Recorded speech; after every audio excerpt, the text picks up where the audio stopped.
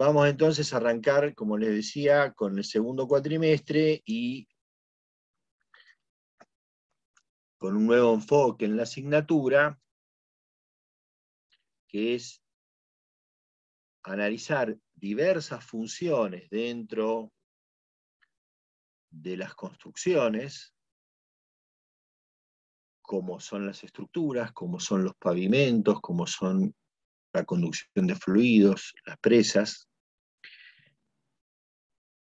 y para esas funciones, cómo se comportan los distintos materiales que tradicionalmente se usan en las mismas.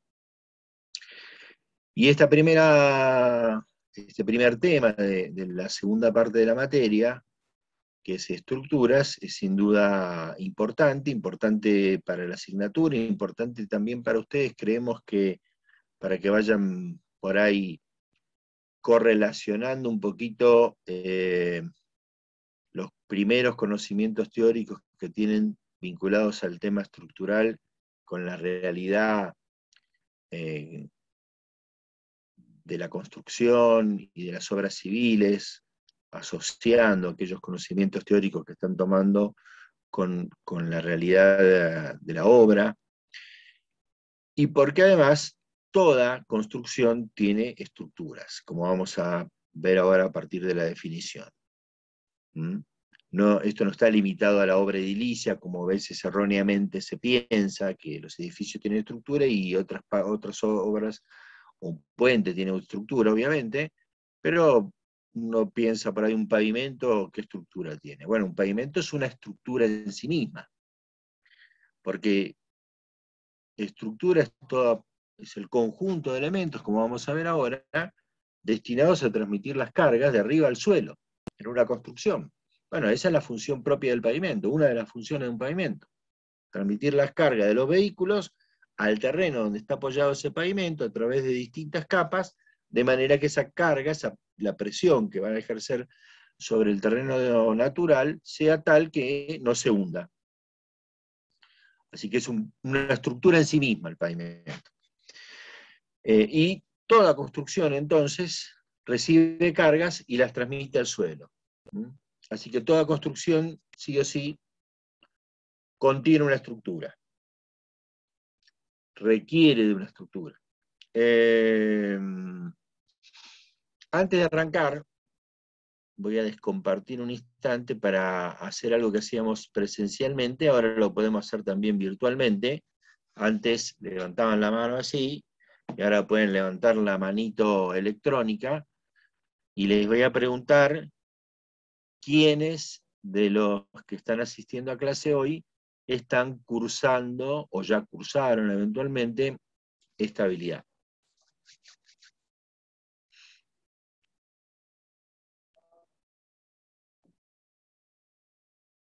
No sé cómo se levanta la mano, Marcelo. Y ahí tenés donde dice Las reacciones. reacciones. Ah, es nuevo eso.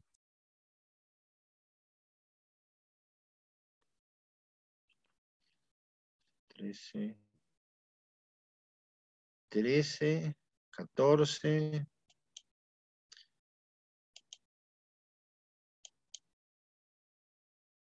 ¿14 nada más puede ser? O sea, más o menos la mitad de los asistentes.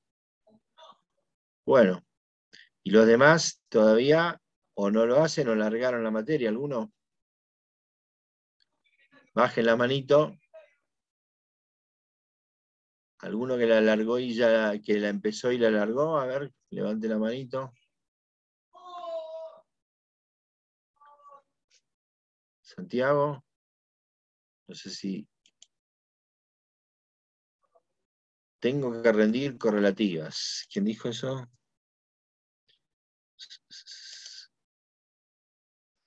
Franco Ferrari. Bueno, les pido particularmente a los que no están cursando esta habilidad que me avisen si no entienden, a ver si podemos hacer algo para que entiendan un poquito mejor.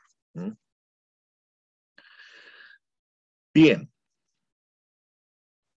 Vamos a partir entonces primero de la definición, que un poco ya la mencioné, es el conjunto, una estructura de una construcción, de cualquier obra civil es el conjunto de elementos componentes de esa construcción destinados a transmitir las cargas que recibe esa construcción de arriba al suelo donde la construcción está apoyada o fundada.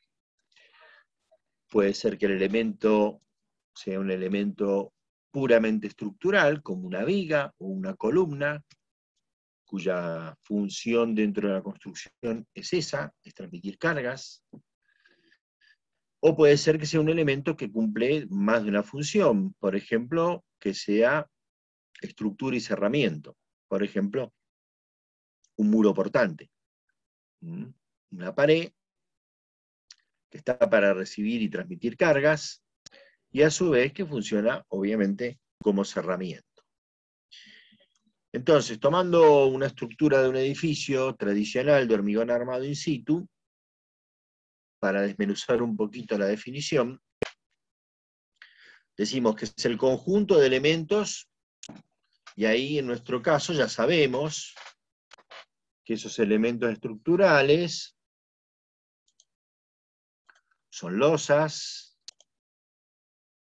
que son, yendo de arriba hacia abajo, son losas, vigas, columnas, tabiques, como este tabique de ascensor, que es una pared toda de hormigón armado que recorre de arriba abajo el edificio, un cerramiento de hormigón armado, bases, que es un tipo de cimiento, y el suelo, ¿no?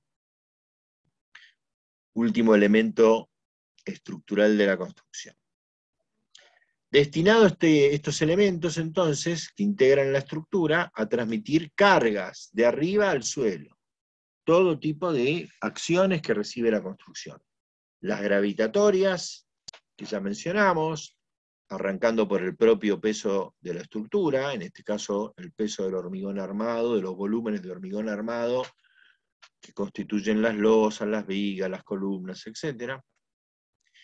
Los demás pesos de la construcción, en este caso de un edificio, contrapiso, piso, cielo raso, paredes. La sobrecarga, en el caso del edificio vimos que era en función del uso de cada ambiente, lo vimos en Civil 1, ¿no? Para eso íbamos a una tabla de alguna normativa, como puede ser el CIRSOC 101 que mencionaba Iñaki hace un rato, y buscamos para un dormitorio, para una cocina, para un estar comedor, etcétera, etcétera, qué carga, qué superficial en kilos por metro cuadrado se considera como sobrecarga para ese tipo de uso.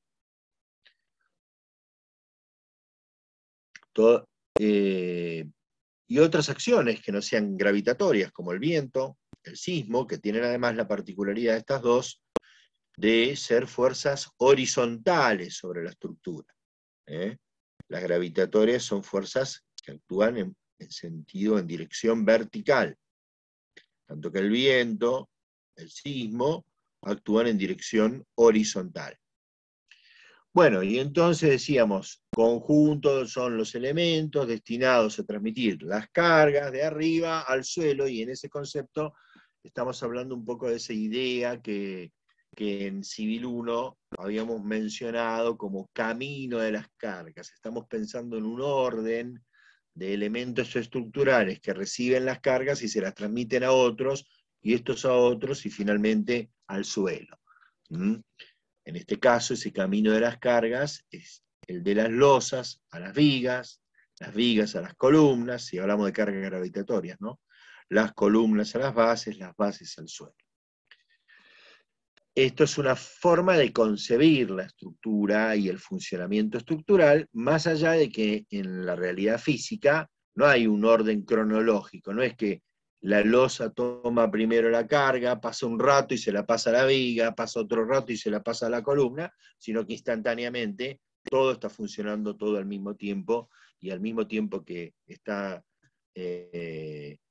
apoyando un mueble arriba de una losa, está llegando la carga al suelo. Pero nos permite a nosotros tener una idea del funcionamiento de esa estructura. Bien. Bueno, hecha esta definición, nosotros ahora vamos, antes de arrancar, porque el objetivo más, o el contenido, digamos, más importante de esta primera parte de estructuras, tiene que ver con el cumplimiento de una de las funciones que tiene que cumplir una estructura, que es la función resistente. Pero antes de arrancar con eso, y va a aparecer dentro de esto que vamos a ver ahora, vamos a hacer un planteo, como pensando, ¿qué condiciones tiene que cumplir una estructura para cumplir con esta función de poder transmitir las cargas al suelo? Y en relación a esas condiciones, que las podemos pensar como parámetros o ecuaciones fijadas, como si fuera un sistema de ecuaciones, ¿cuáles son las incógnitas que voy a resolver de ese sistema de ecuaciones? O sea, por un lado tengo las condiciones que tengo que cumplir, vamos a plantearlas, y por el otro vamos a ver qué cosas tengo que resolver para decir que tengo diseñada, pensada la estructura para una obra determinada. Ese es un poquito el planteo que vamos a hacer ahora. Entonces, por un lado, las condiciones a cumplir. De esas condiciones tenemos de tres tipos. Las primeras que aparecen acá, la función utilitaria y la función resistente, son las condiciones que denominamos imprescriptibles. ¿Qué quiere decir esta palabrita imprescriptible?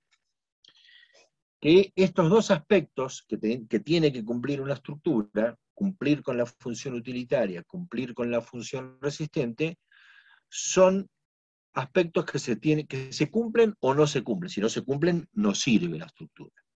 Pero no se pueden cumplir parcialmente, en cierto grado.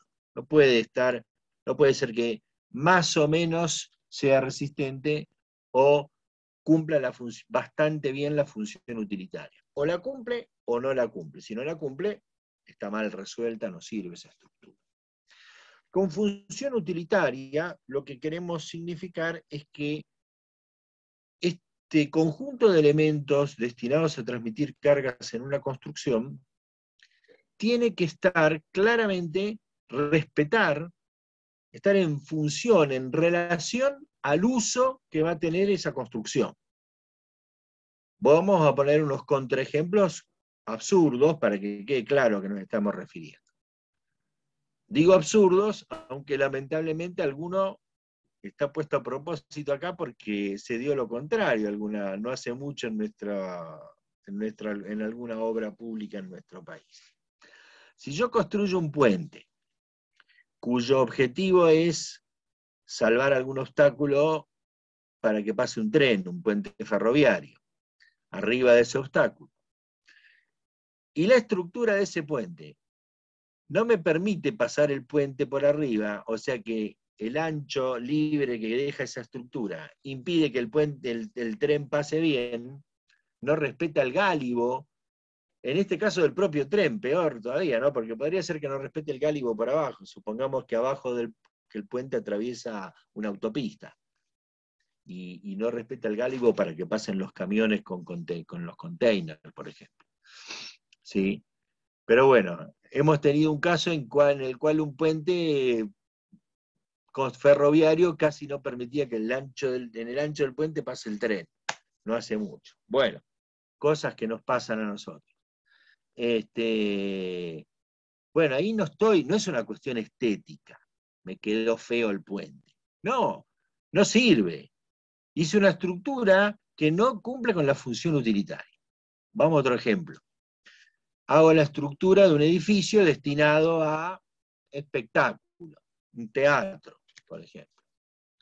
Y pongo en la sala del espectáculo, en la zona de la sala del teatro, le meto en toda la sala una columna cada 3 metros. Es decir, que hay 2 o 3 personas que están ahí mirando para atrás de la columna, tratando de ver la obra de teatro que se está desarrollando en el escenario. O peor, le puedo enchufar alguna columna que esté en el escenario también, ¿eh? Así los actores tienen que andar esquivando la columna cuando desarrollan las escenas. Bueno, obviamente no es una cuestión estética, que quedó fea la columna ahí. No estoy cumpliendo con la función utilitaria, con el destino que tiene esa construcción. A eso se refiere la función utilitaria. La función resistente es, como les dije, a lo que nos vamos a dedicar en el resto de la clase. Y es también imprescriptible, no se cumple un poquito o bastante. Se cumple o no se cumple. Si no se cumple, no sirve. Pero ya vamos a hablar el resto de la clase con más detalle de eso. Después tenemos condiciones que podríamos mencionar necesarias, pero que sí se pueden cumplir en mayor o menor grado. Todo este conjunto de condiciones lo vamos a incluir en condición económica. Dentro de esa condición económica vamos a hablar del costo, vamos a hablar de los tiempos, los plazos de obra, es decir, que yo voy a tener que cumplir con un presupuesto. Ese presupuesto yo puedo cumplir, estar más cerca de ese presupuesto, puedo estar por debajo del presupuesto, o puede ser que me salga un poco más cara que mi presupuesto. Bueno, dependerá del tipo de contratación, si esto es válido o no, pero la realidad es que eso puede pasar. Es decir, que es necesario Y del respetar ese presupuesto. presupuesto. ¿Cómo? Y del presupuesto. Que esté bien hecho. Claro, depende de si está bien hecho el presupuesto. Por eso se lo llama presupuesto, porque está supuesto antes de hacer la obra. No es el costo Me real pasa, de obra ¿eh? que, Ya me pasó varias veces. Con las casas. bueno, y en nuestro país, con la inflación y con otras cuestiones, y ni que hablar ahora, no ya en nuestro país, sino en cualquier lado, con el tema de situaciones eh, muy particulares, como es la situación de pandemia, es bastante difícil que esos presupuestos sean ajustados a lo que después resulta el costo de la obra. Pero bueno, uno tiene que tratar de cumplir lo más próximo posible. Pero no es no es imprescriptible, no es que si yo saqué un presupuesto de 75.314.228 pesos y en vez de eso gasté 78 millones, vamos a irnos por arriba, porque si por abajo siempre mejor. 78 millones es un desastre, ¿no? Es más, en ese caso anduve bastante bien. Y la obra funciona perfectamente. Y lo mismo pasa con los plazos, con los tiempos de ejecución y puesta en servicio. Esto no es solo para la estructura, es para toda la construcción en general. Y un aspecto más que tenemos que incluir, aunque podría estar también incluido en el costo, debiera estar incluido en el costo, pero bien vale considerarlo separado, es la eficiencia ambiental. Es decir, tratar de no solo ahorrar materiales, mano de obra, insumos, no solo tratar de hacerlo lo más rápido posible, sino que tratar de hacerlo con el menor impacto ambiental posible. Y el impacto que produzco tendré que tener en cuenta que tendré que realizar las acciones necesarias para minimizar ese impacto y para resarcir el posible daño que se cumple. Bien, estas serían las condiciones necesarias que las podemos englobar en condiciones económicas. Y finalmente hay condiciones no necesarias, pero sí convenientes, como lo que es el aspecto estético, por ejemplo. El aspecto estético acá, estoy hablando, ahora sí, no de que me quedó una columna en el medio de la sala de espectáculos, pero sí de que quedó asimétrico, o quedó un poco separado de la pared, y tengo que andar maquillando la construcción para poder tapar ese elemento estructural. Es decir, que cumplir con el aspecto estético sería tratar de que esas partes de la construcción destinadas a transmitir las cargas estén en armonía con el resto de la obra, con todo el conjunto de la construcción. Bien, esto no es necesario, ni mucho menos imprescriptible, pero sí, por supuesto, es deseable o conveniente. Bien. Bueno, ahora vamos a ver yo tengo que cumplir con toda esa lista que tengo a la izquierda, bueno, a ver qué cosas tengo que definir para poder llegar a una estructura que va a cumplir con esas condiciones. ¿Cuáles serían mis incógnitas? Yendo de lo más general a lo más particular. Lo más general es con qué material voy a hacer mi estructura. Muchas veces este punto 1 y el 2 que sigue están bastante vinculados. Y además, muchas veces el material está casi predefinido por dos condicionantes muy importantes, que son el tipo de construcción que voy a hacer y en dónde la voy a ejecutar, el lugar, el mercado o el espacio físico donde la voy a realizar. Si yo voy a construir un edificio en altura en la Argentina, casi podría incluir a todo el país, lo más probable, altamente probable, es que la estructura de ese edificio esté construida en hormigón armado in situ, por una cuestión de costos de material, costos de mano de obra, tradición, si se quiere. Sería raro construir una estructura de un edificio en altura de otro material. Si voy a construir en el mismo ámbito una nave industrial, la cubierta de una estación de servicio, por ejemplo, sería raro que no sea metálica, que no sea de acero la estructura. Puede haber excepciones, puede haberlas, desde ya. Pero, en general, el tipo de construcción que voy a elaborar y el lugar, la región, el ámbito en el cual se va a desarrollar esa construcción, suelen ser bastante determinantes del material con que se va a desarrollar esa estructura. El segundo aspecto, afinando un poquito más, pero que también está muchas veces muy asociado al material, es el tipo estructural. Acá ya aparece algo vinculado al trabajo práctico. Porque ustedes cuando tomen la estructura que les toque, van a tener que identificar el tipo estructural. El tipo estructural es ese conjunto de elementos de la construcción destinados a transmitir las cargas, ¿cuáles son? Nosotros ya mencionamos un tipo estructural hace un ratito, el de la estructura de hormigón armado in situ tradicional para un edificio en altura, el de losas, vigas, columnas, bases. Eso me define un tipo estructural. Vamos a ver como ejemplo, si yo tengo que desarrollar una estructura de una nave es un espacio cubierto de una única planta, de planta baja, que tiene una gran superficie, pero que tiene mucho más longitud que ancho. Puede ser una nave industrial, o puede ser la nave de una iglesia, como va una de las fotos que va a aparecer ahora. Entonces, un tipo estructural que yo podría desarrollar para esa nave, para hacer la cubierta de ese espacio de gran superficie, más largo que ancho, sería este que vemos acá, característico de las estructuras metálicas de acero. En este caso, el tipo estructural me dice que el primer elemento estructural que tengo, viniendo de arriba hacia abajo, que es donde voy a fijar el techo, muy probablemente una cubierta metálica de chapa, son unas piezas longitudinales que van a lo largo de esa cubierta, que se llaman correas. Esas correas están apoyadas, en este caso, sobre cabreadas metálicas que forman reticulados, triángulos. Ahora vamos a hablar un poquito en un rato de esto. ¿Sí?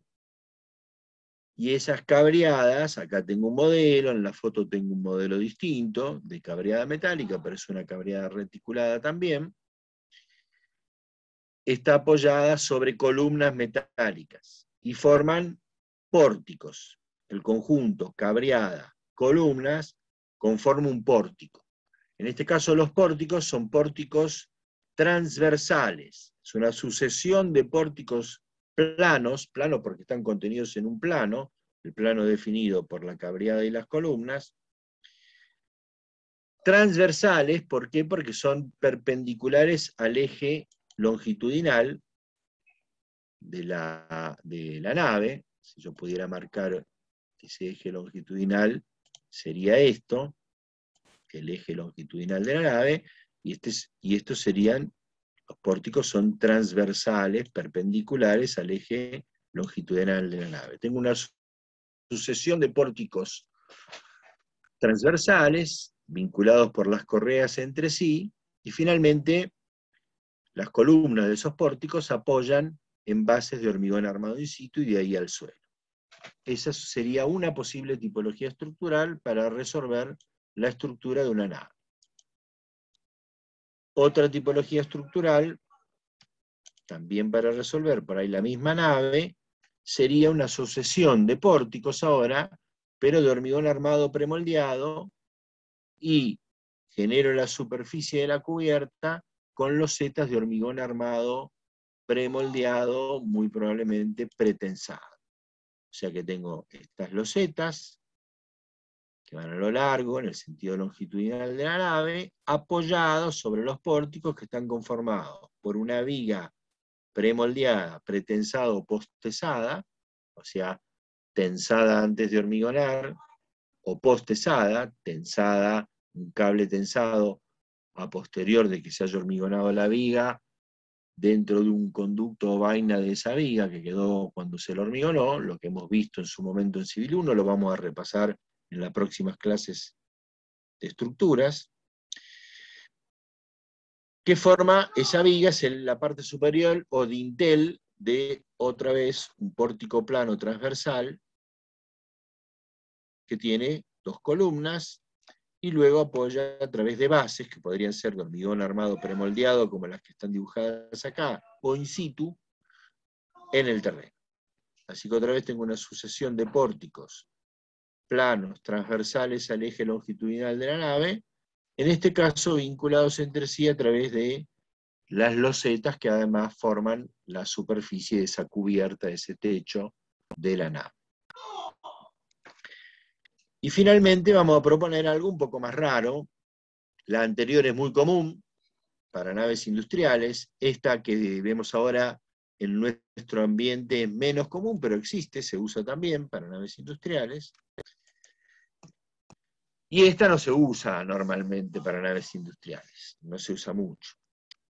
Es una bóveda de cañón corrido.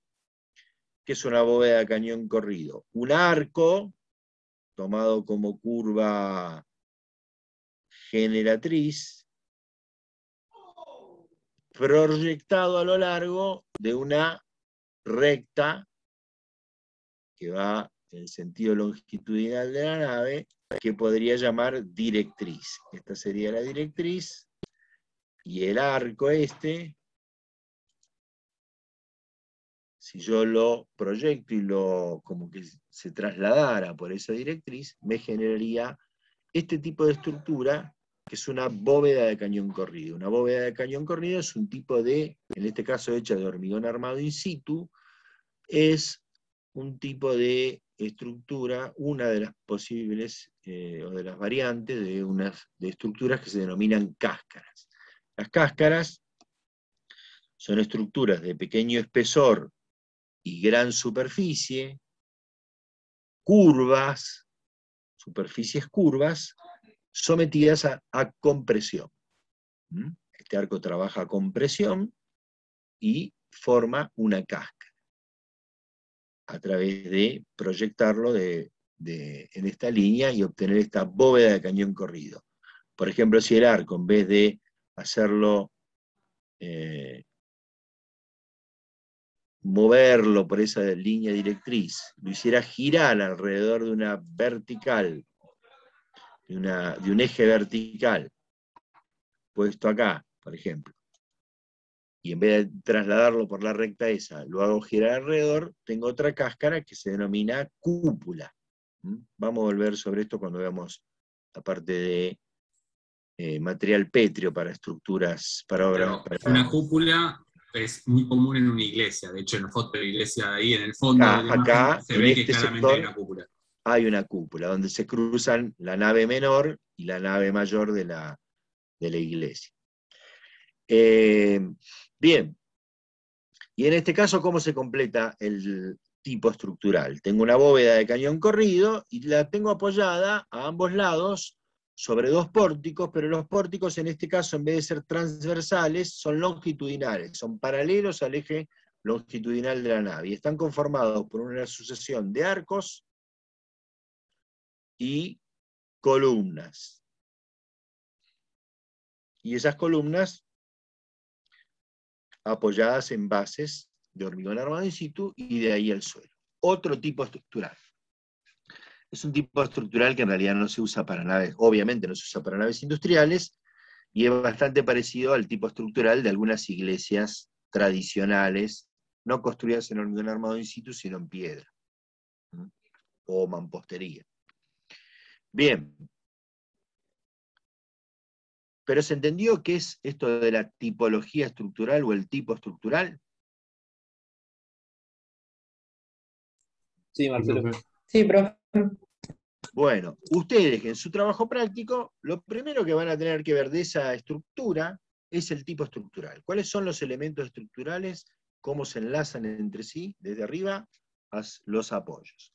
Y una vez que tienen el tipo estructural, recién ahí van a llevarlo eso a un esquema estructural, que como dijo Iñaki, vamos a buscar que sean esquemas simplificados, en un plano, y ahí ya van a tener casi como desarrollado casi todo el trabajo práctico. Pues es cuestión de trabajo. Bien. Una vez que yo definí el tipo estructural, o sea que yo ya sé que mi estructura va a estar conformada, por ejemplo, por losetas, viga de hormigón premoldeado, pórticos transversales con una viga de hormigón premoldeado pretensado, columna y qué sé yo, tengo que ver esas losetas, ¿de qué espesor van a ser? Yo voy a la fábrica de losetas y me dicen que tengo losetas de 16 centímetros, de 20 centímetros, con tanta armadura. ¿Cuál de esas voy a elegir? La viga, ¿va a ser una viga doble T? ¿Va a ser una viga rectangular? ¿Cómo va a ser esa viga? ¿Y de qué dimensión? ¿Y qué barras le voy a meter o qué cable voy a meterle de acero ahí para postezar? Todo eso va a surgir del tercer paso, que es establecer las formas y dimensiones de cada elemento estructural. Yo ahí tengo que primero ver qué cargas actúan sobre esa estructura, cómo se distribuyen esas cargas, un poquito algo vamos a ver hoy, la primera aproximación, para ver cómo se van a deformar esos elementos, si soportan compresión, si soportan tracción, si soportan corte, con qué material lo voy a hacer, y en función de eso voy a determinar qué forma y qué dimensión le voy a dar a cada elemento estructural. Eso y no otra cosa es lo que se llama el cálculo estructural. Eso es lo que van a aprender a hacer.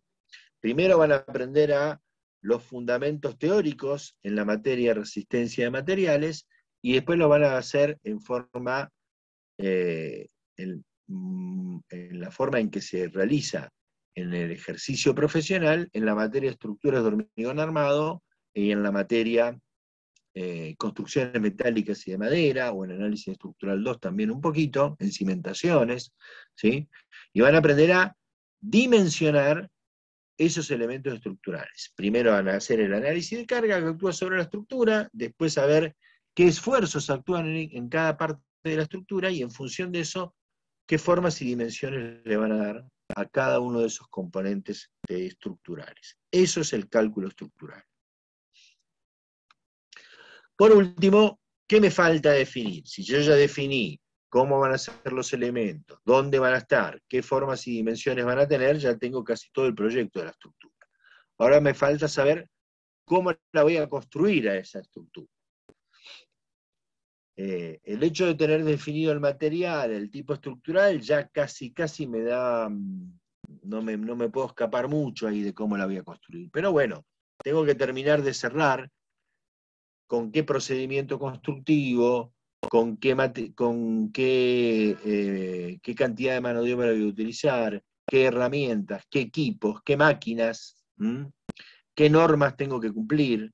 Eso, todo ese conjunto de cosas son la técnica, me representan, terminan integrando lo que sería la técnica constructiva con la cual voy a llevar adelante a construir esa estructura, materializar esa estructura. Definido todos estos 4 puntos, tengo definida la estructura. Con todo eso, volcado en documentación gráfica y escrita, en planos, en planillas, en memorias descriptivas, tengo la documentación para poder construir esa estructura. Bien. Esto es un poco el planteo, y esto es lo que van a aprender a hacer a lo largo de un montón de asignaturas de la carrera. Nosotros ahora nos vamos a ocupar de hablar un poquito en detalle de la función resistente, que nos quedó ahí como colgada. ¿Qué significa que la estructura de una construcción cumple con la función resistente? Para decir que la estructura de una construcción cumple con la función resistente, tengo que garantizar que cumple con estas 3 condiciones. La condición de equilibrio, la condición de resistencia y la condición de estabilidad. Vamos a ver hasta dónde podemos desarrollar esto en el día de hoy.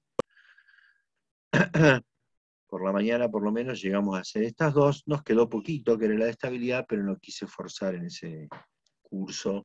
Vamos a ver hasta dónde llegamos nosotros. Lo que más tiempo nos va a llevar es hablar un poquitito de esto de la condición de equilibrio. Bueno, acá me pueden ayudar un poquito los estudiantes que están estudiando estabilidad, para decirme qué significa que un cuerpo, en principio en el espacio, después lo vamos a analizar cuerpos planos, para hacerlo más sencillo, como esta estructurita de hormigón armado, losas, vigas, columnas y bases de hormigón, una losa, mejor dicho, apoyada en 4 vigas, 4 columnas y sus bases en el terreno. Si lo quiero ver así, si no, puedo pensar que es una mesita también. Este cuerpo, ¿qué significa que este cuerpo está en equilibrio? Las reacciones son iguales a las fuerzas que actúan sobre el cuerpo, o sea, que no se muevan. Está equilibrado, claro, Ya es que- cinemáticamente invariable. Ajá. Y si lo digo algo de una forma un poco más sencilla, o sea, acá tenemos 2 definiciones, una que apunta más a lo matemático y otra que apunta más a lo físico. Vamos primero con la de lo físico, la de que es cinemáticamente invariable. ¿Cómo lo podría traducir en lenguaje de la calle? Si se lo quiero explicar a, qué sé yo, a mi primo. Y Que que no la es estructura no va a tener en ninguna de las direcciones movimiento. que no se mueve, que está quieta, que está en Está en reposo. reposo. Exactamente. Podría ser que estuviera en movimiento rectilíneo uniforme y estaría cumpliendo con la condición matemática también. Pero el movimiento rectilíneo uniforme no existe en la realidad física de nuestro planeta, donde hay fricción y donde hay. En el espacio exterior puede ser. Así que no nos preocupemos por ese detalle, que está en reposo. Eso sería físicamente, o dicho de una forma un poco más académica, la definición que me dijeron ustedes. Y la matemática, esa de que las fuerzas reactivas son iguales a las activas, también la puedo expresar como que la sumatoria de todas las fuerzas es igual a 0. Es decir, que si el cuerpo está en reposo, quiere decir que no se mueve. El movimiento en el espacio, definido por 3 ejes, eje Y, eje X y eje Z, 3 ejes ortogonales, me definen el espacio, lo puedo descomponer cualquier movimiento en 3 traslaciones, una traslación según el eje X, traslación según el eje Y y traslación según el eje Z, o 3 rotaciones, o no, y 3 rotaciones, la rotación alrededor del eje X, alrededor del eje Y y alrededor del eje Z. Cualquier movimiento lo puedo representar como la sumatoria de traslaciones en X y Z y rotaciones o giros alrededor de X y Z.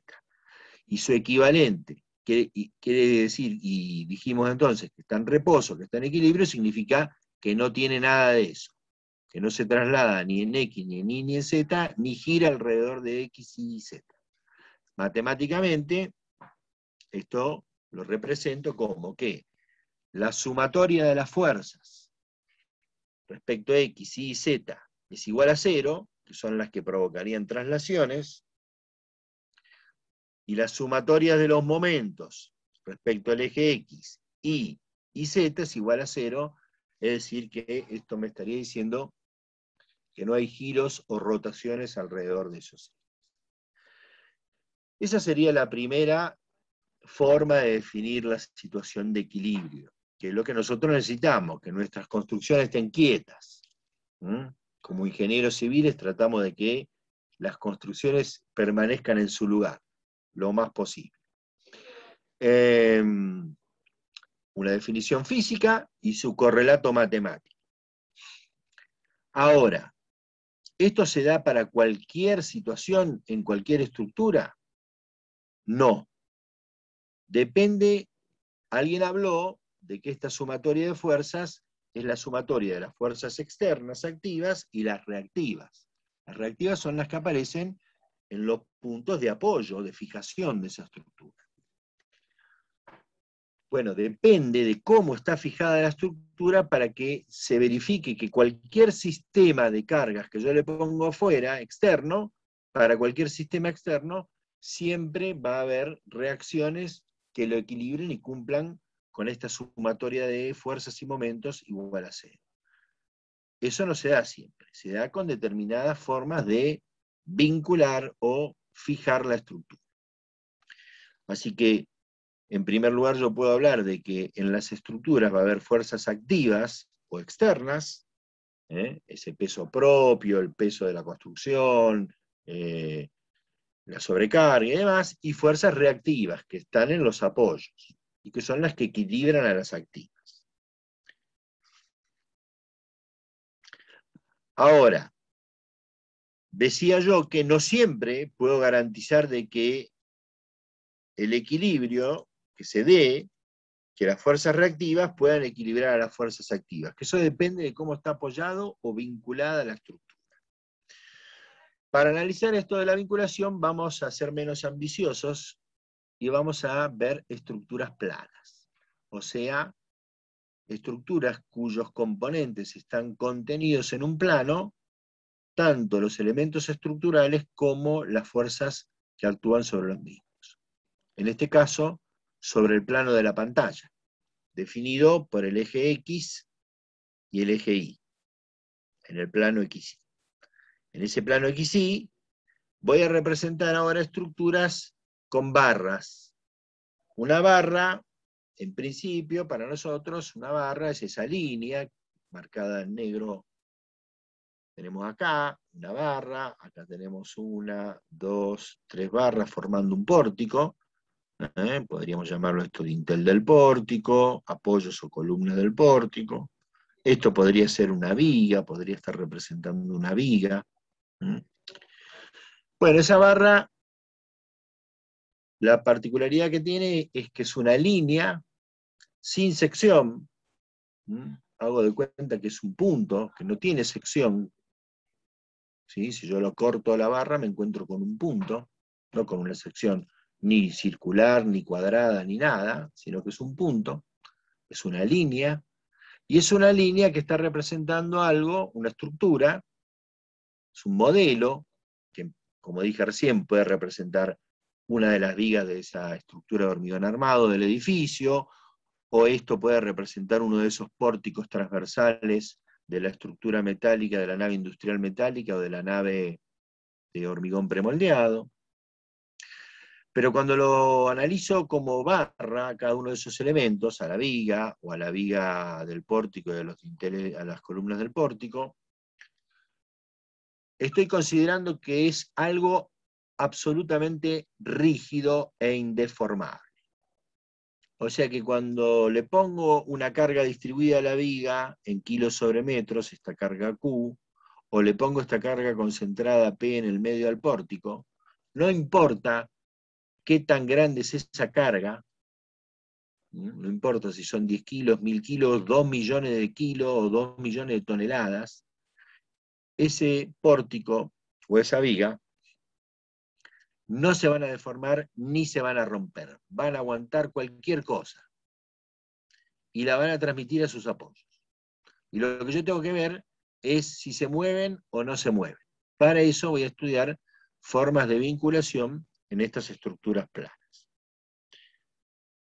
Para ver si estas reacciones, como esta Q por L sobre 2, L es la luz de la viga, o estas reacciones, P sobre 2 y P sobre 2, se pueden producir o no, y esto se comporta como una estructura en equilibrio que no se mueve. Bueno, ¿cuántos movimientos tiene la estructura en el plano? Así como en el espacio tenía 6 posibles movimientos, las traslaciones en X y Z y los giros alrededor de X y Z, en el plano una estructura tiene 3 grados de libertad, 3 posibles movimientos. Traslación en uno de los ejes, en el eje X, traslación en el eje Y, y giro alrededor del eje perpendicular al plano de la pantalla, perpendicular al par XY, que sería el eje Z. Así que en este plano, esa barra, por ejemplo esta viga, se puede mover en X, trasladarse en Y, o girar alrededor del eje perpendicular Z. ¿Sí? ¿Estamos de acuerdo? Sí, Marcelo. Sí, sí. Bueno, esos serían los grados de libertad. Bueno, vamos a ver algunos de los posibles vínculos externos e internos que pueden tener estos elementos estructurales. Un posible vínculo externo, el que está a la izquierda, es un apoyo simple o móvil o de primera especie. Es como si yo apoyara así esto. Esto lo único que me impide, en realidad, esta sería la forma más estricta de ese apoyo, me impide desplazarse en la dirección vertical, en este caso el eje Y, de acuerdo a como lo vimos recién. Pero no me impide ni desplazarse ni trasladarse en X, ni girar alrededor de Z. ¿Sí? El apoyo móvil. Por eso está representado como un triangulito sobre una o dos rodillitos o dos ruedas. Permite moverse en esta dirección, permite girar alrededor del eje Z, lo único que impide es su traslación o desplazamiento según X. ¿Sí? Normalmente no actúa como un apoyo así simple, no así, como lo digo, como sería en forma más estricta. ¿Por qué? Porque para arriba normalmente ninguna estructura se va solita para arriba, ¿no? Salvo que sea un globo, el propio peso hace que la estructura no suba. Por eso normalmente funciona como un apoyo, y no de esta manera, que sería lo que me garantiza que no se puede mover en esa dirección. ¿Se entiende esta diferencia que hago? Sí, Marcelo. Bien.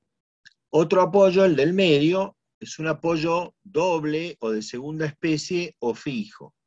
Este me impide las dos traslaciones, en X y en Y, o sea, ante fuerzas verticales y horizontales. Es un punto fijo. Lo tengo agarradito así, ¿sí? Y no puede desplazarse ni en X ni en Y. Solamente puede girar alrededor del eje perpendicular al plano, el eje Z. Y finalmente tengo un empotramiento o apoyo de tercera especie, que es esto.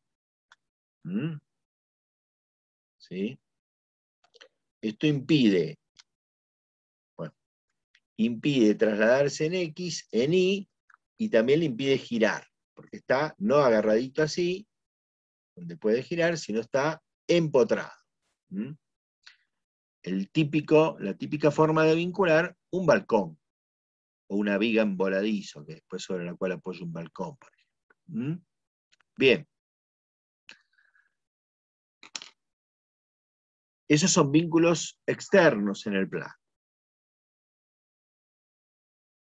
Vamos a saltearnos un poquito esto, después vuelvo para atrás, y podríamos ver lo de los vínculos internos. la unión entre dos barras, como las del pórtico ese que vimos recién. El pórtico ese, el que vimos en nuestro ejemplo,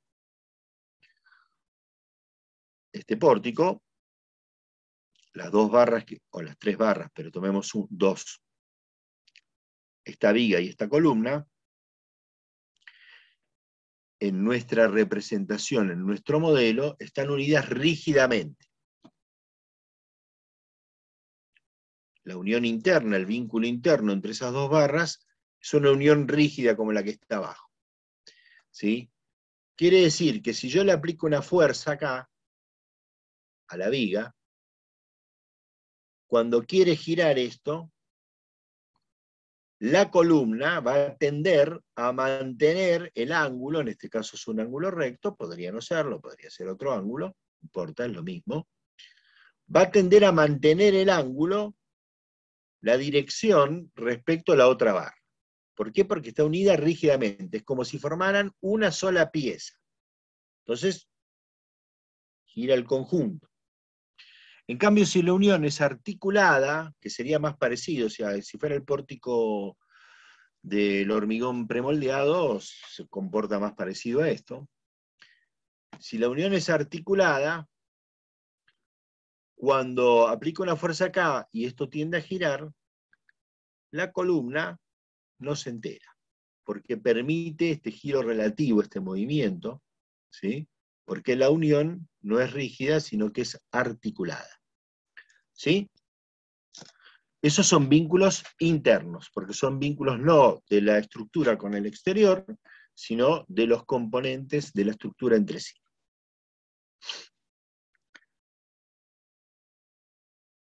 Bien, vuelvo un poquito acá. ¿Qué es lo que nos falta definir a nosotros para garantizar que una estructura esté en equilibrio? Bueno, para garantizar que una estructura va a estar en equilibrio, yo lo que tengo que asegurarme es que las condiciones de fijación sean tales que cualquiera sea el sistema de fuerzas externas que actúen activas sobre esa estructura, van a existir fuerzas reactivas, las condiciones de vinculación me van a permitir generar fuerzas reactivas que la equilibren, que cumplan con esa condición matemática de sumatoria de momentos y fuerzas igual a cero. Para eso le tengo que quitar tantos grados de libertad, tengo que poner tantas condiciones de vínculo como grados de libertad tiene, como mínimo. Como mínimo. Vamos a verlo esto en los siguientes ejemplos. Estas estructuras que están dibujadas acá no están en equilibrio, no cumplen con esa condición. ¿Por qué?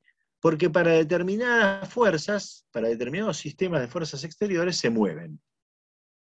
O sea que no son estructuras en equilibrio, sino que son mecanismos. La primera es algo así, está apoyada.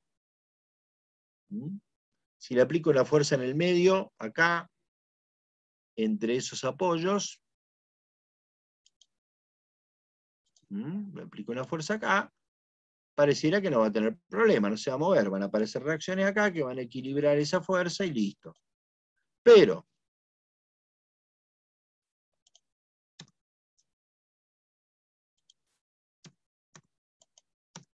si le aplico una fuerza, por ejemplo, en ese extremo, y está apoyada, no está agarrada así, se me va de viaje, gira ahí, esa viga.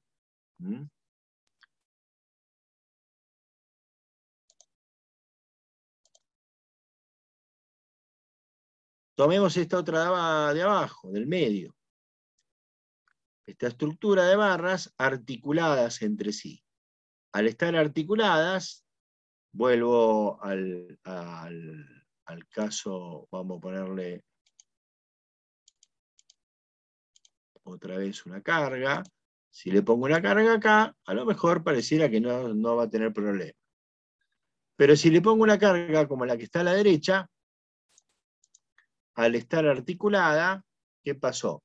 Se desplazó, permitió, esta articulación me permitió mover, se dislocó y se movió. O sea que es un mecanismo. No tiene todas las condiciones de vínculo. Lo mismo pasa con la de abajo. otra vez, si aparece una fuerza horizontal, aquí, como este es un apoyo móvil que impide moverse en X, pero no impide moverse en Y, tranquilamente se va a desplazar, en este caso, en el ejemplo, como la fuerza va a la derecha, hacia la derecha, va a permitir el movimiento sin inconvenientes. O sea que son todos mecanismos. Puedo convertir, le tengo que agregar condiciones de vínculo para convertir estos mecanismos en estructuras en equilibrio. Por ejemplo, cambiar uno de los apoyos fijos de la viga por de los apoyos móviles, perdón, por un apoyo fijo. Es decir que ahora a la viga le puse un apoyo fijo de un lado, vamos a ponérselo donde está, acá, le puse un apoyo fijo de un lado, y tiene el apoyo móvil del otro. Este apoyo fijo impide que se desplace tanto en X como en Y. Y ahora, con el apoyo móvil del otro, tampoco puede girar en Z. Si lo ponemos así, queda más evidente, y si lo ponemos así, solamente podría girar si se va para arriba. Cosa que, como dijimos, normalmente no ocurre en una estructura por la acción de la gravedad. En el caso del conjunto de barras articuladas, le puse, la rigidicé a la estructura con esta barra. Al meterle esa barra, ¿sí? Al meterle esa barra ahí, estos puntos no pueden variar su distancia. Y estos puntos entre sí tampoco pueden variar su distancia. Entonces me quedó rígida. Por más que le aplique el esfuerzo horizontal, no se va a desplazar. En realidad, lo que estoy haciendo es conformar un conjunto de barras trianguladas. Estoy haciendo un reticulado. Es una estructura rígida. Cada triángulo es rígido. ¿Por qué? Porque cada triángulo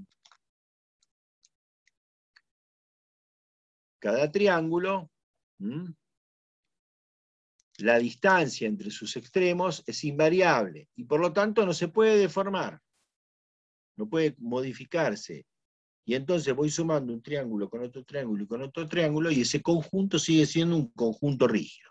O sea que esto sería equivalente a tener una única barra. Sería equivalente, esto que está acá, a tener una barra así, con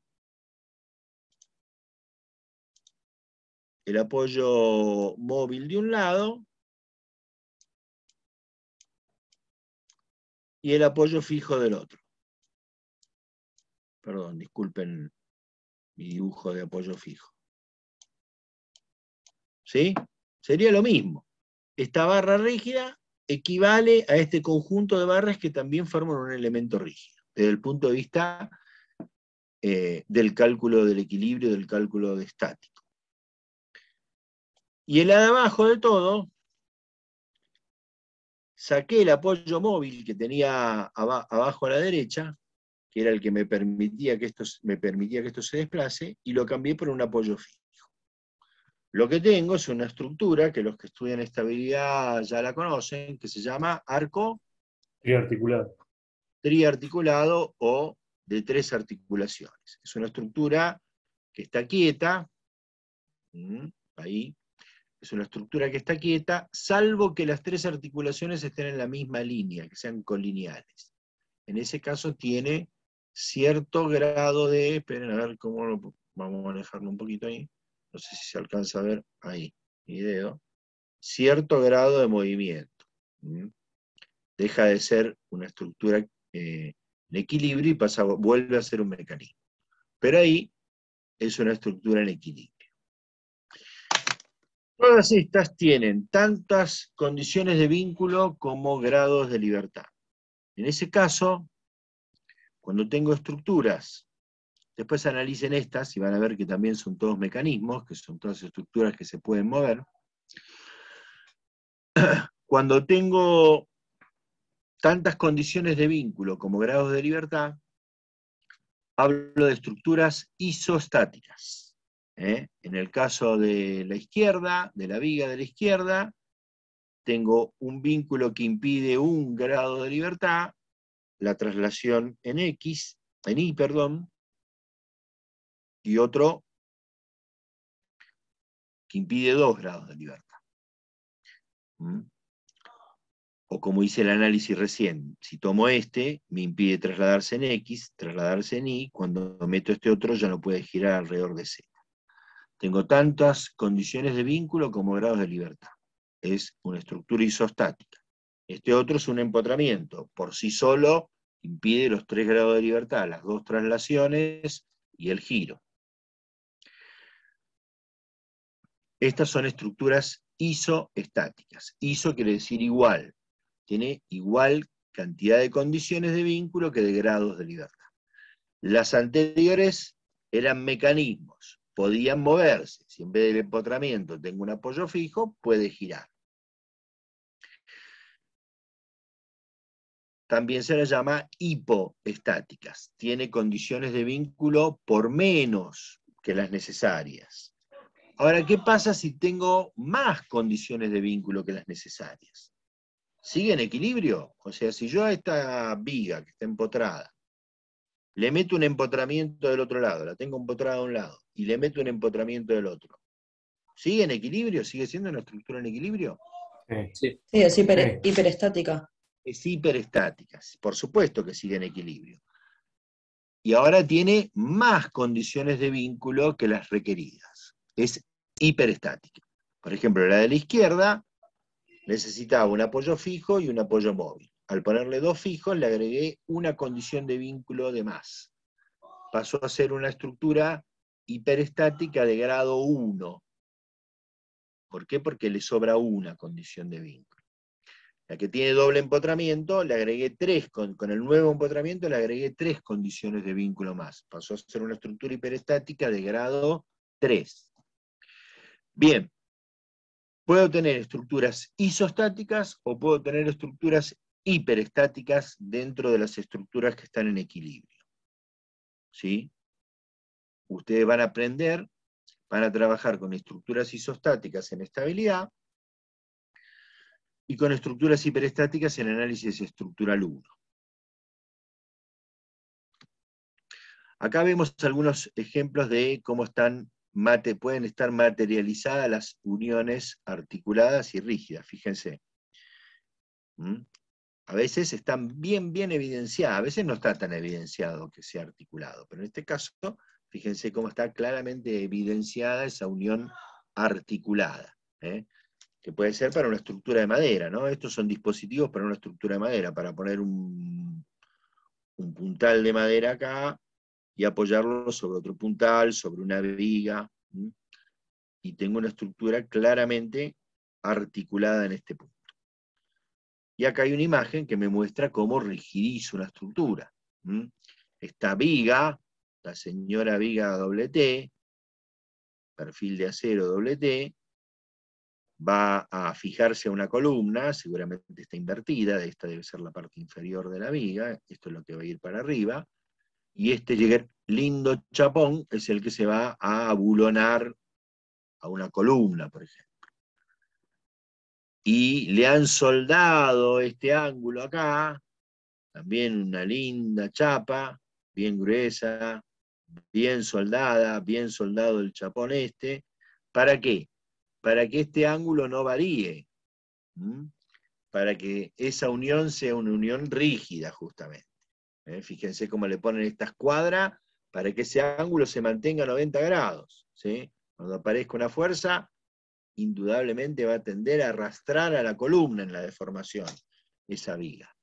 ¿Por qué? Porque se ha rigidizado, se tiende a conformar una unión muy rígida. Bien. Terrible esa costura, Marcelo, perfecta.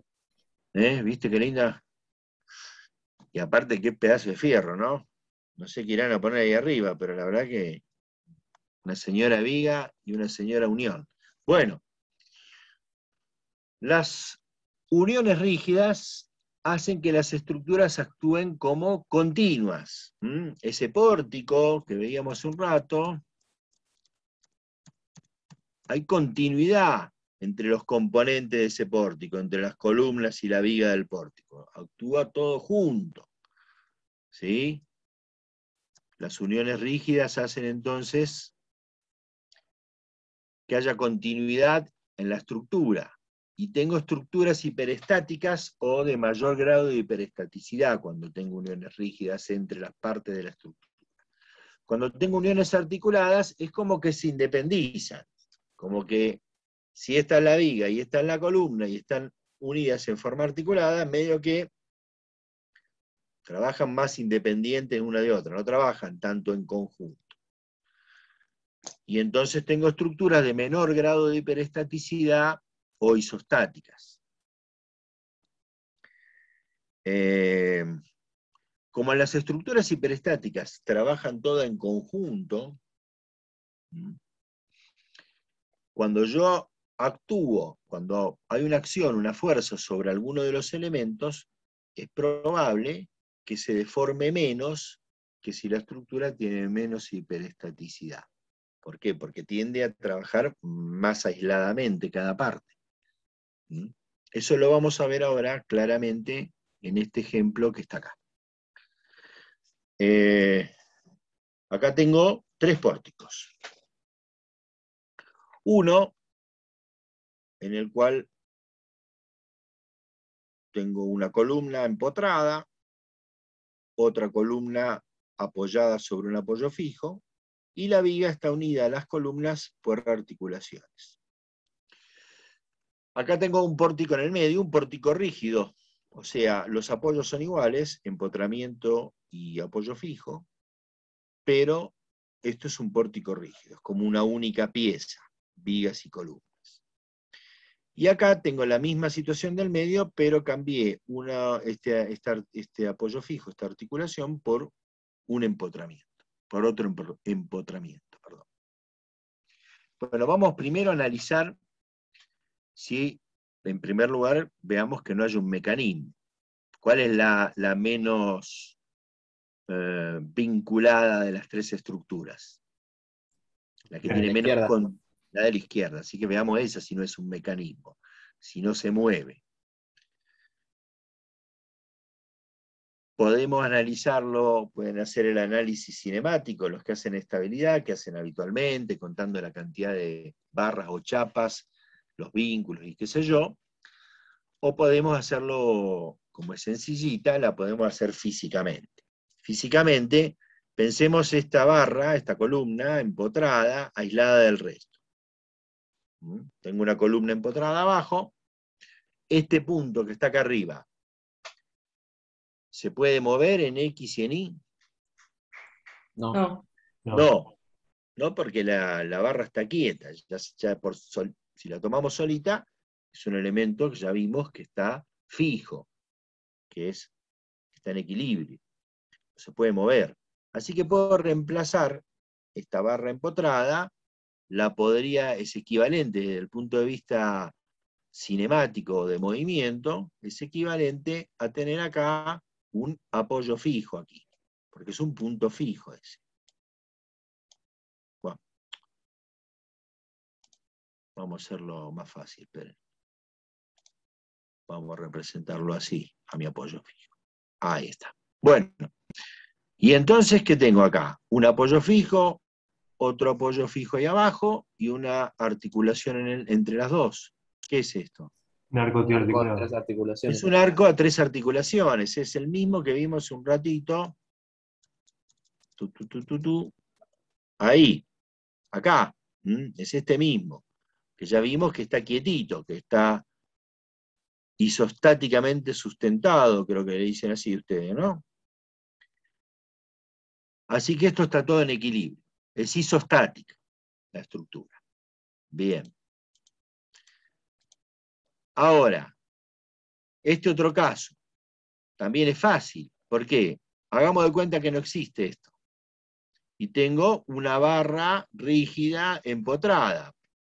Estas 3 equivalen a una sola barra. Es todo un elemento rígido. Imagínense que es un alambre que está formado con esa forma de U, agarrado, empotrado de un lado. Está rígido. Ya ahí solita es isostática.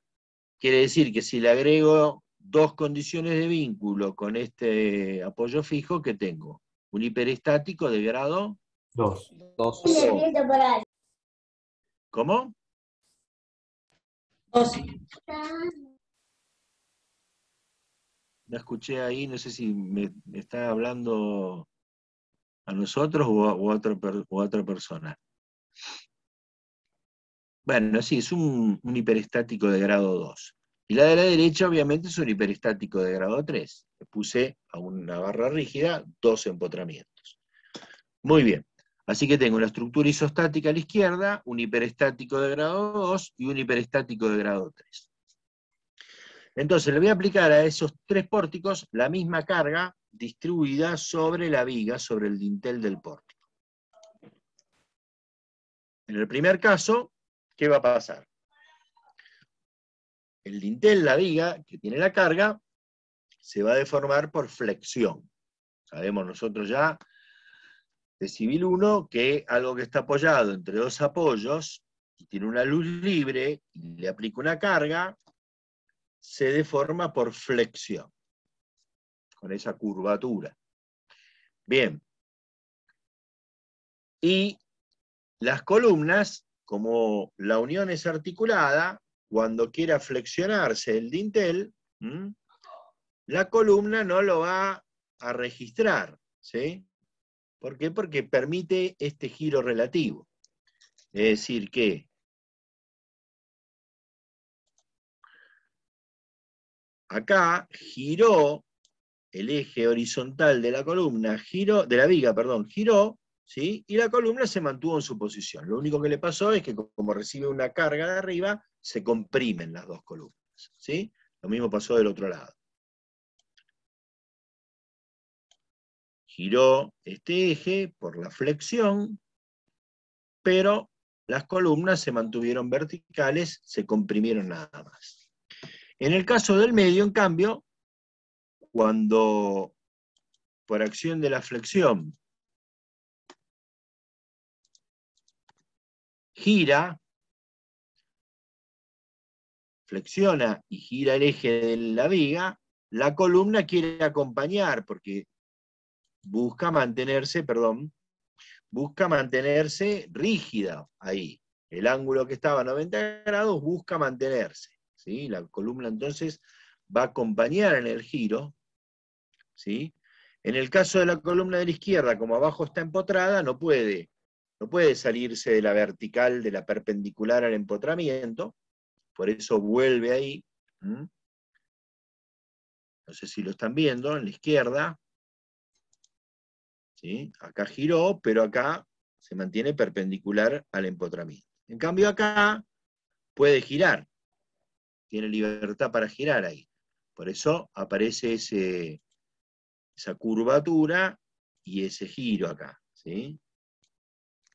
El eje giró ahí.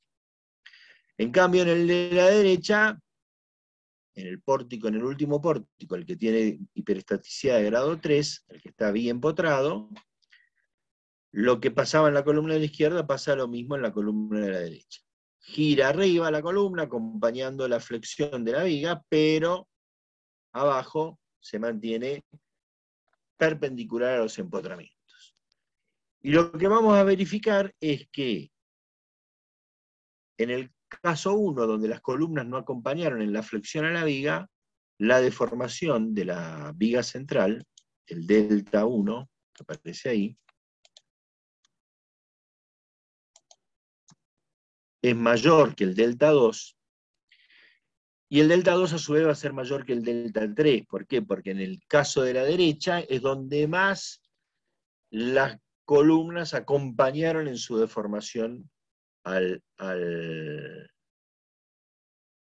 dintel o viga del pórtico. Es decir, que se cumple lo que estábamos diciendo antes, que en las estructuras que tienden a ser más hiperestáticas, en general vamos a encontrarnos con que las deformaciones son menores, porque trabajan más en conjunto.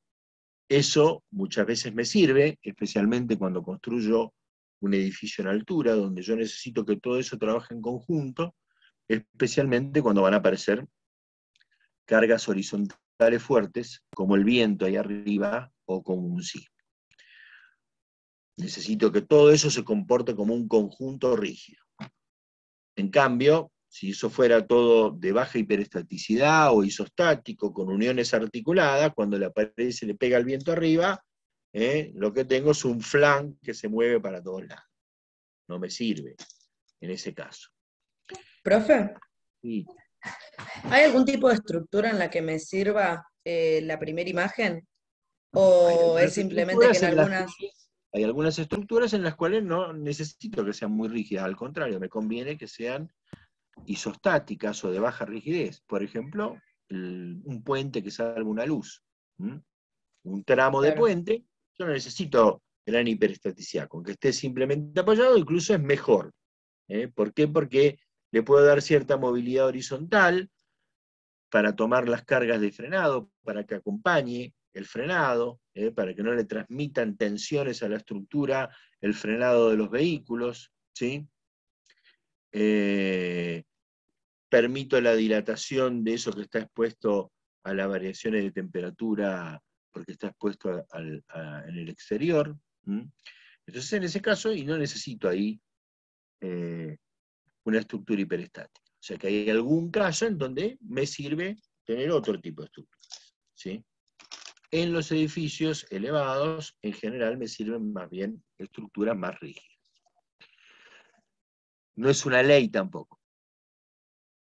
Es un concepto general. Bien. Pero más que nada lo que quiero es que pensemos cómo se comporta un tipo y otro tipo de estructura. Después esto lo vamos a trasladar a las estructuras de hormigón y las estructuras metálicas cuando lo veamos en la próxima clase. Bueno, hasta aquí el análisis de la condición, de una de las tres condiciones, perdón, de una de las tres condiciones de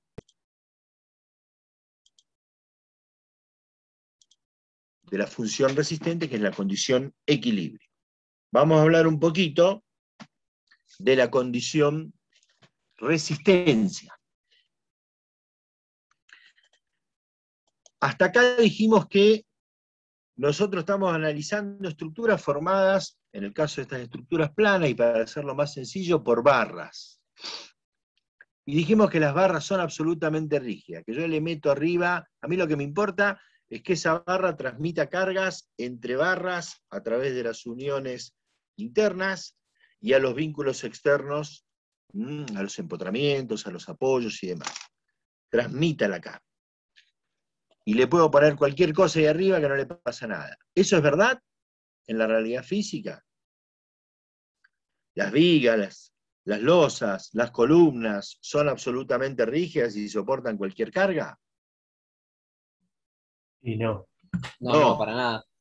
No solo no soportan cualquier carga, sino que cualquier carga que le aplico se deforman. Por ahí no lo veo, no lo evidencio. Mi percepción sensorial no me permite ver que cuando en un edificio se llena de gente, el ambiente que está arriba se está deformando. O no debiera, por lo menos. Si lo empiezo a percibir es porque algo no está funcionando muy bien. Entonces esos elementos estructurales deben cumplir con la condición de resistencia, que no es otra de que decimos que los elementos son resistentes, cumplen con la condición de resistencia, cuando pueden transmitir las fuerzas activas a sus apoyos internos, cuando se trata de la vinculación de una barra con otra, o externos, como cuando hablamos de la vinculación con el empotramiento, o con el apoyo fijo, lo que fuera,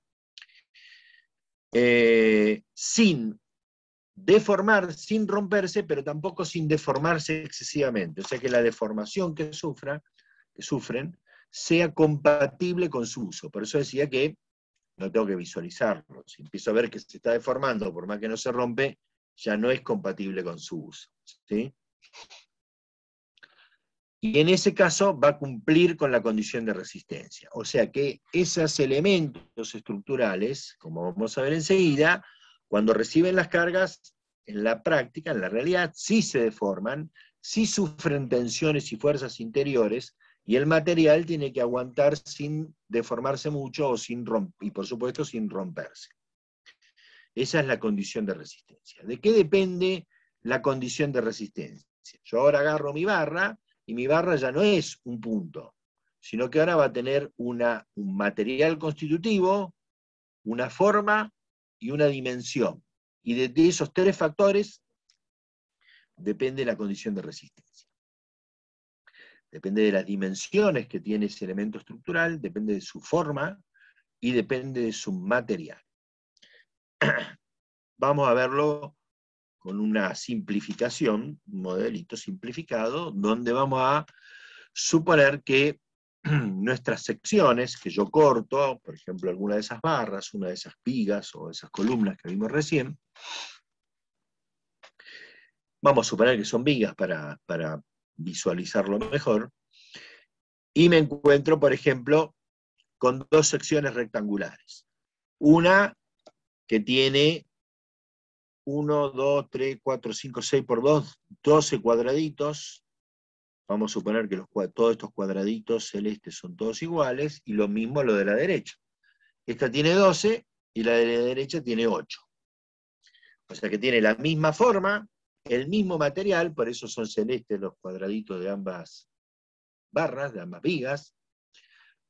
Reciben la misma carga, vamos a suponer que en todos los casos, para poder comparar, esta carga es exactamente igual a esta otra, en magnitud, en posición, en dirección, es la misma fuerza que está actuando ahí, pero nada más que esta tiene 4 cuadraditos más para arriba.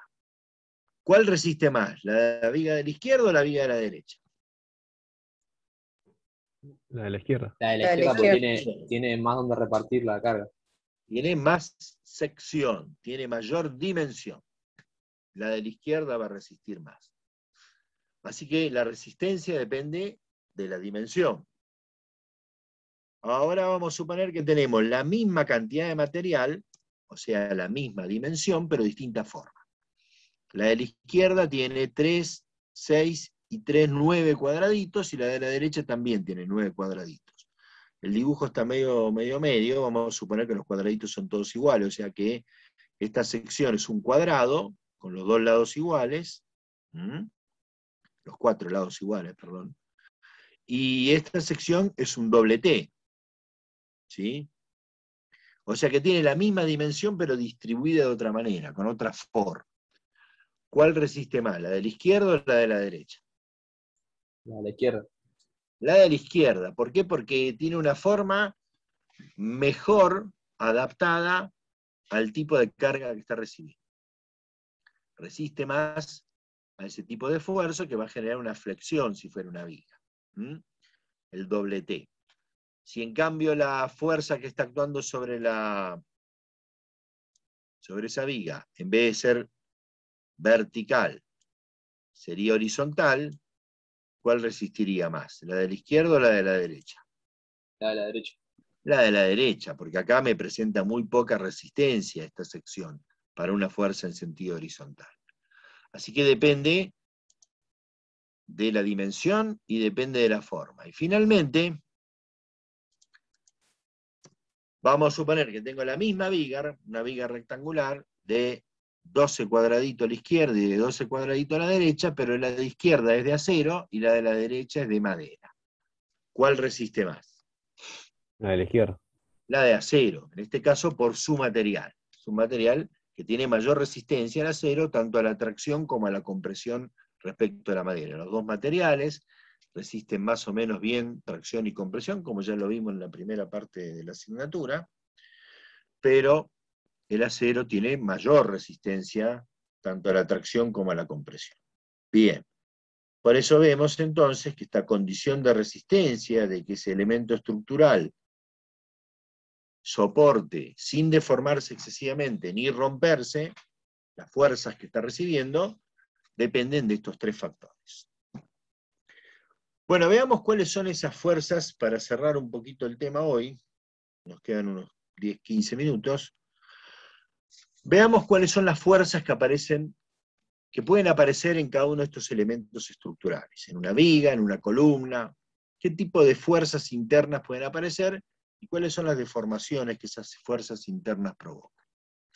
Vamos a tomar como ejemplo un pórtico. En realidad lo que vamos a tomar es esa alcantarilla de hormigón armado premoldeado que vemos ahí, la parte superior, no este apoyo, sino la parte superior de la alcantarilla, que es una hecha de hormigón armado, como decía, premoldeado, tiene 2 tabiques de apoyo y una losa arriba. Sobre esa alcantarilla después voy a completar, voy a poner el suelo y va a pasar un pavimento para acá arriba. Es una alcantarilla para que circule el agua de un arroyito o algo así.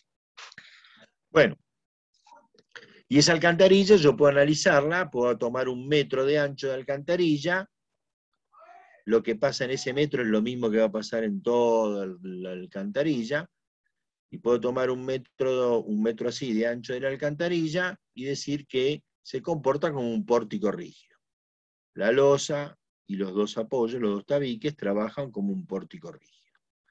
Vamos a hacer una simplificación extrema y vamos a suponer que el peso propio, el peso del suelo y del pavimento y de los vehículos que pasan por arriba, los considero toda una carga concentrada P ahí en el medio de la parte superior de la losa, o visto tomando una faja de 1 metro, sería la viga o dintel del pórtico.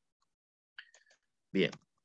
Y nuevamente vamos a pasar al esquema estático. Acá está lo que decíamos del trabajo práctico. Fíjense cómo, de alguna forma, aquí ven un poquito algo parecido a lo del trabajo práctico. Esta es la estructura real. Este es el tipo estructural que hemos elegido, conformado por una losa y 2 tabiques, apoyados. Por acá, por ahí no es muy fiel la parte del cimiento, al tipo estructural. Y este es el esquema estático que hemos pensado para representar este tipo estructural. Esto es un poquito, de alguna forma muy simplificada, lo que van a tener que hacer ustedes con su trabajo práctico. Bueno, este es el esquema estructural. Un pórtico que lo hemos supuesto rígido, o sea que consideramos que la viga, el dintel del pórtico y los apoyos del pórtico están unidos rígidamente, que esa losa está unida rígidamente a los 2 tabiques.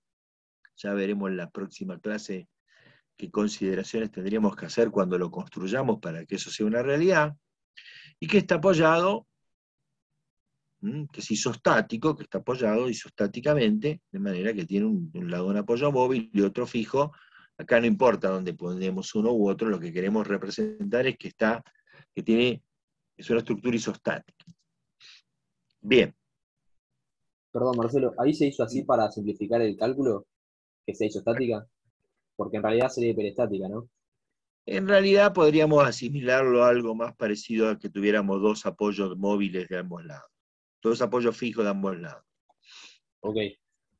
Pero lo hacemos así para simplificar el cálculo, para hacer que tenemos la carga P acá, P sobre 2 acá y P sobre 2 acá, para que quede algo bien claro y sencillo.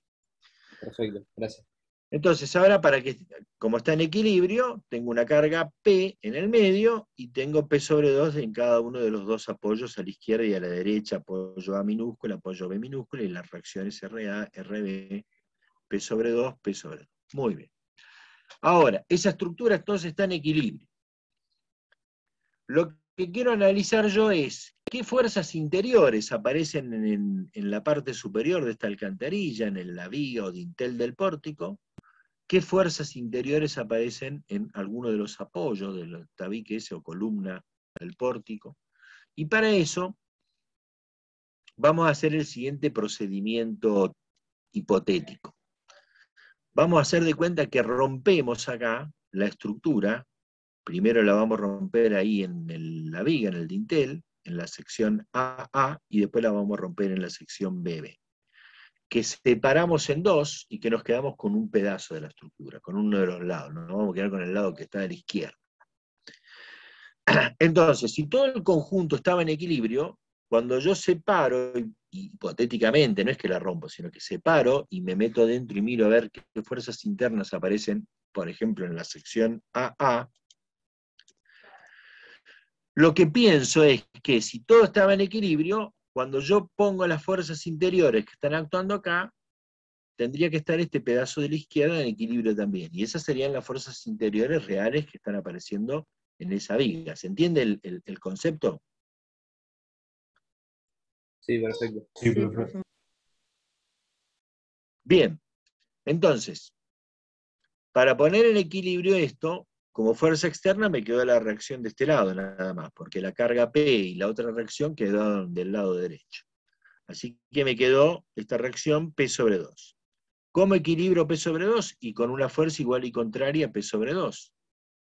Pero a su vez, este par de fuerzas P sobre 2 y P sobre 2, separados por una distancia E o excentricidad, me produce un momento. Me produce un momento que tiene un sentido horario, así que para equilibrar tengo que poner un momento en sentido antihorario. Acá hay un error, esto sería P sobre 2, ¿no? Hay un error ahí de texto, acá habría que escribir esto dividido 2, ¿no? A ver. P sobre 2 sería ahí. Por la excentricidad E. Bien. Es decir que internamente me apareció una fuerza contenida en el mismo plano de la sección. Yo cortara y esta sería la sección, hay una fuerza en ese plano, y hay un momento, un par, P sobre 2 por E, perpendicular al plano de la sección. El momento perpendicular al plano de la sección es lo que yo llamo una solicitación o fuerza interna,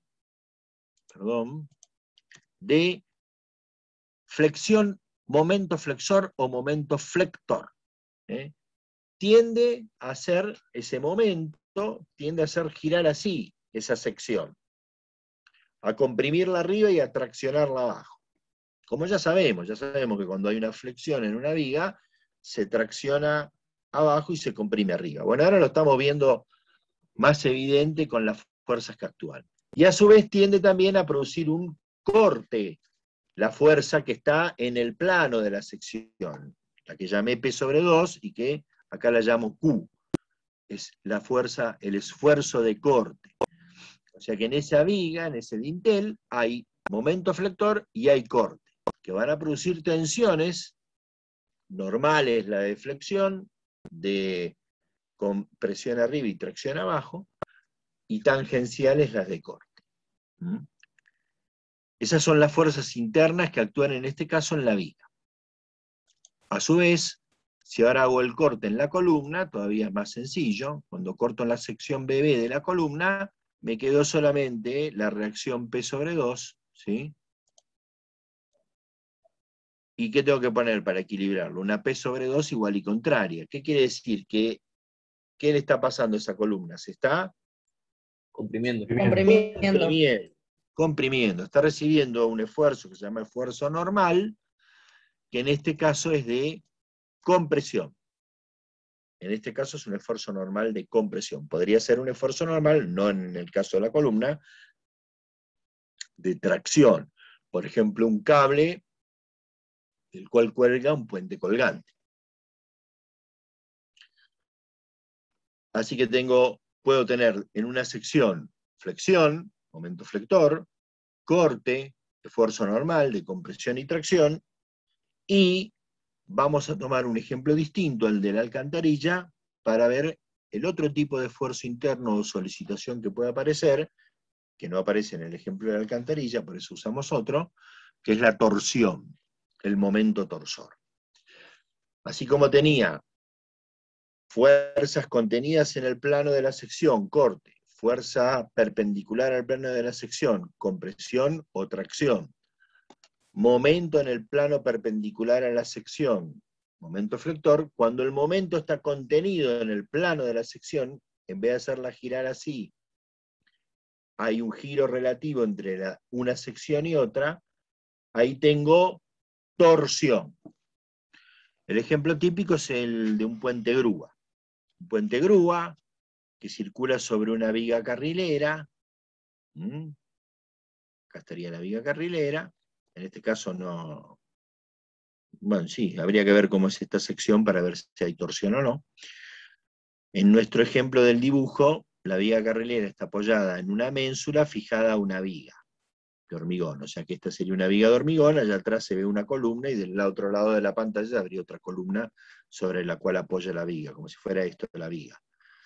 Nada más que para asegurarme de que haya torsión, en vez de apoyarlo directamente en la viga, y habría que ver cómo es la sección de la viga, lo apoyé en una ménsula fijada a la viga.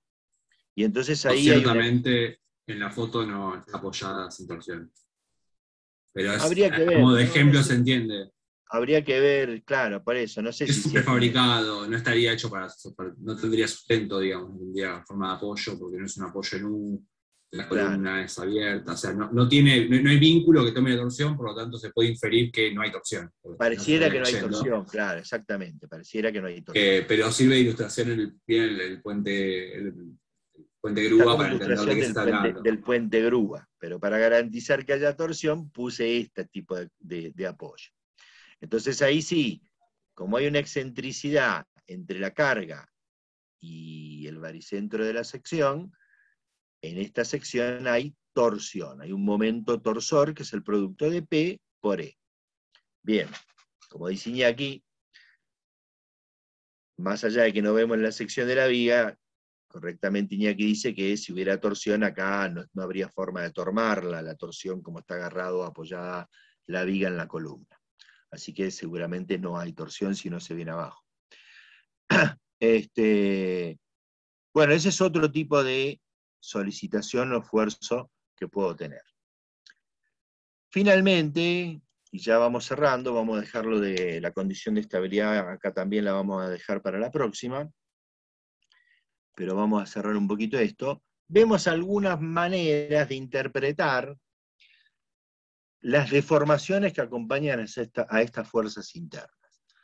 Acá tenemos un ejemplo en donde estamos viendo una viga, podríamos pensar que esta es una, para visualizarlo más fácilmente, que esta viga, que esta barra, que tiene una carga distribuida arriba, está conformada, es una viga de madera, hecha como las vigas compensadas que vimos, ¿se acuerdan que era encolando o vinculando piezas de madera? Supongamos que en este caso tengo un conjunto de tablones, uno arriba del otro, y con eso armó mi viga. Entonces, cuando la viga sufre flexión, ¿qué pasa? Los tablones de arriba se comprimen y los tablones de abajo se traccionan.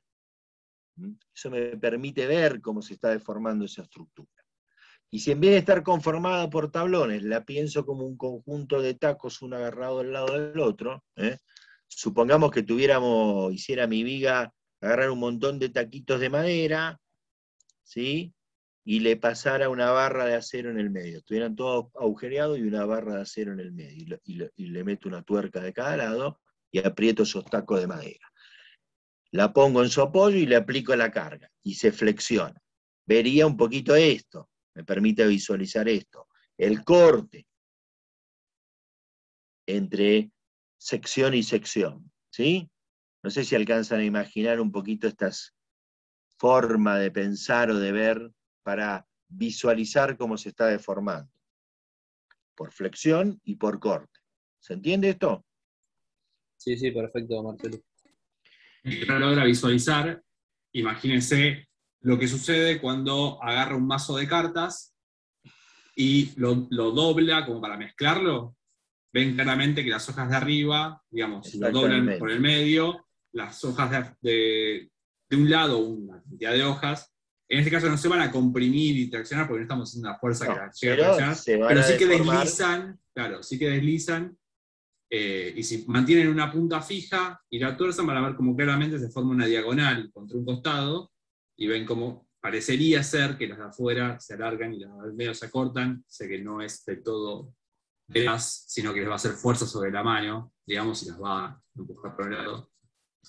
En definitiva, sucede algo parecido con estos tablones. La próxima vez que jueguen al truco, en vez de apurarse a ver si recibieron el ancho de espada o el ancho de basto, fíjense cómo se deforman las cartas primero. En una viga sí sucede que la carga de más alta logra de alguna manera comprimir un poco las fibras superiores y traccionar y estirar un poco las fibras inferiores. ¿Es apreciable de vuelta? No. Si es apreciable, está a punto de romperse la viga. Y si es apreciable, sí, como es lo que decíamos al principio, ¿no? Quiere decir que las deformaciones empiezan a no ser compatibles con su uso, si podemos visualizarlo claramente, esas deformaciones, con nuestra percepción sensorial. Bueno, otra forma de analizar esto es algo que no sé si aparece ahora en los libros de resistencia. Antes aparecían estos dibujitos a veces, que son las líneas isostáticas, por ejemplo, de tracción y compresión en una viga sometida a flexión. Esas líneas isostáticas estarían vinculando las direcciones donde se produce la compresión y las direcciones, en este caso en azul, donde se produce la tracción, y donde tienen, cuando se grafican, acá está hecho medio groseramente, son más gruesas donde la tracción es mayor y más fina después donde es menor y más gruesa donde la compresión es mayor. Si yo tomara, por ejemplo,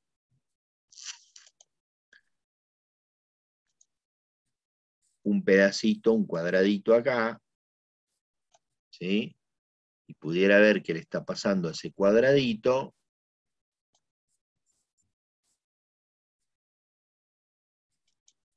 ese cuadradito está sufriendo tracción acá, en esa diagonal. Bueno, para la compresión no voy a poder usar esto, y compresión en esta otra diagonal. O sea que ese cuadradito tiende a deformarse de una forma más, de una forma más o menos así, comprimirse ahí y atraccionarse en la otra dirección. Si yo pensara que esa viga es una viga de goma, estaría estirándose y comprimiéndose de esa manera en ese punto. Eso es lo que de alguna manera me están representando esas isostáticas de tracción y compresión. Como curiosidad, en la imagen que sigue, es algo que no se ve muy, así como esto ya hoy día no aparece mucho en los libros, esta imagen, este concepto de las isostáticas, porque no sirven más que nada para imaginarse esto, no sirven para otra cosa. Estas serían las isostáticas de tracción y compresión de una presa, muy simplificadamente pensada esa presa, como esta forma triangular, ¿sí? Ese elemento triangular, cuya carga, la carga que está recibiendo es la carga hidrostática del agua. Recordemos que acá arriba era 0 la presión hidrostática, y acá abajo era el valor de la densidad del agua, gamma, por la altura total h. Si pongo una fuerza resultante, recordemos que estaba a 1/3 de la altura total en el baricentro de este triángulo de presión. Bueno, y tendería a deformarse traccionándose contra la cara aguas arriba y abajo, la mayor tracción, y comprimiéndose con la mayor compresión hacia aguas abajo y abajo también.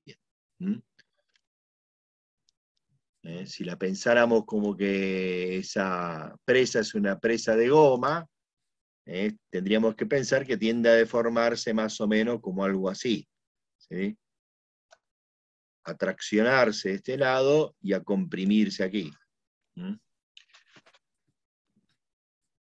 Pero no sirve más que para esto, para pensar, para tratar de visualizar cómo se deforman ante estas fuerzas interiores los distintos elementos materiales soportados a distintos tipos de acciones o fuerzas externas.